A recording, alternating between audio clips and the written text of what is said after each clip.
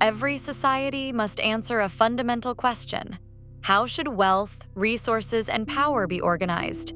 Who should own the land? Who should control production? How much should be shared? And what responsibility do we have toward one another? Over the past 2 centuries, 3 major economic visions have competed for influence: capitalism, communism, democratic socialism. Yet nearly 2,000 years earlier, Jesus the Nazarene offered a different perspective, one focused less on ownership and more on human relationships. This presentation explores 4 visions of society, not to declare a winner, but to ask a deeper question. What kind of world are we trying to create? Capitalism begins with a simple idea. Individuals should be free to own property, start businesses, invest resources, and exchange goods and services through voluntary markets. The promise of capitalism is that freedom, competition, and innovation will create prosperity. Throughout history, capitalist economies have generated remarkable advances in agriculture, industry, medicine, transportation, communication, and technology. Yet capitalism also raises difficult questions. If success depends upon competition, what happens to those who cannot compete? If wealth can accumulate without limit, how much inequality is too much? Can markets create prosperity without also creating winners and losers? Supporters point to innovation and opportunity. Critics point to inequality and concentration of wealth. The debate continues because capitalism has produced both extraordinary abundance and persistent disparities. The central question of capitalism is, who creates wealth, and how should the rewards be distributed? Communism emerged as a response to inequality. Its founders argued that wealth created by workers should not be concentrated in the hands of a small ownership class. Instead, factories, land, and major industries would belong collectively to the people.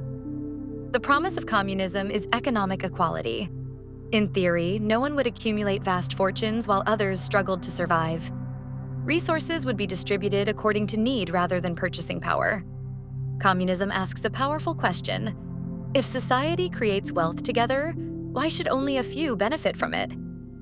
Throughout the 20th century, communist governments transformed nations, expanded literacy, industrialized economies, and attempted to guarantee employment, housing, healthcare, and education. Yet communism also encountered profound challenges. Economic decisions often became centralized. Political power frequently became concentrated. Individual freedoms were sometimes restricted in the pursuit of collective goals. Supporters emphasize equality and social security. Critics point to bureaucracy, inefficiency, and authoritarian rule and corruption.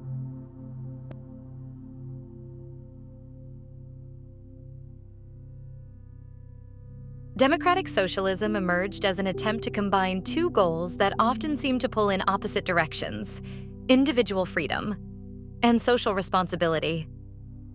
Unlike communism, Democratic Socialism does not seek to abolish private property or competitive markets. Businesses remain privately owned. Citizens are free to start companies, pursue careers, and accumulate wealth. At the same time, society accepts a shared responsibility to ensure that basic human needs are met. Healthcare, education, retirement security, public transportation, support for families. These are viewed not merely as private concerns, but as public goods that strengthen the entire community. Democratic socialism asks a different question. If prosperity is created by society as a whole, how much should society invest in the well-being of all its members? Supporters point to nations that have achieved high standards of living, strong social protections, and low levels of poverty. Critics argue that expanding government can create bureaucracy, increase costs, and reduce economic efficiency. The debate continues because democratic socialism seeks a balance that is never fully settled. The central question is, how can freedom and security exist together? Jesus, the Nazarene, did not present an economic system. He founded no political party. He wrote no tax code. He established no government. Instead, he focused on something deeper: human relationships. When confronted with wealth, Jesus did not ask who should own it. He asked how it should be used. When confronted with poverty, he did not begin with economic theory.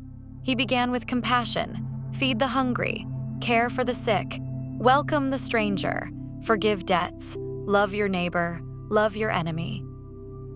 The kingdom he described was not built through markets, governments, revolutions, or institutions alone. It began within human beings. A transformed heart creates transformed relationships. Transformed relationships create transformed communities, and transformed communities create a different kind of society. In the clouds behind us are three systems that attempt to organize wealth and power. Communism asks, who should own society's resources? Capitalism asks, who creates wealth and receives its rewards? Democratic Socialism asks, how can freedom and security exist together? Jesus asks a different question: how should we treat one another? His answer was simple: treat others as you would wish to be treated. Care for the least among you.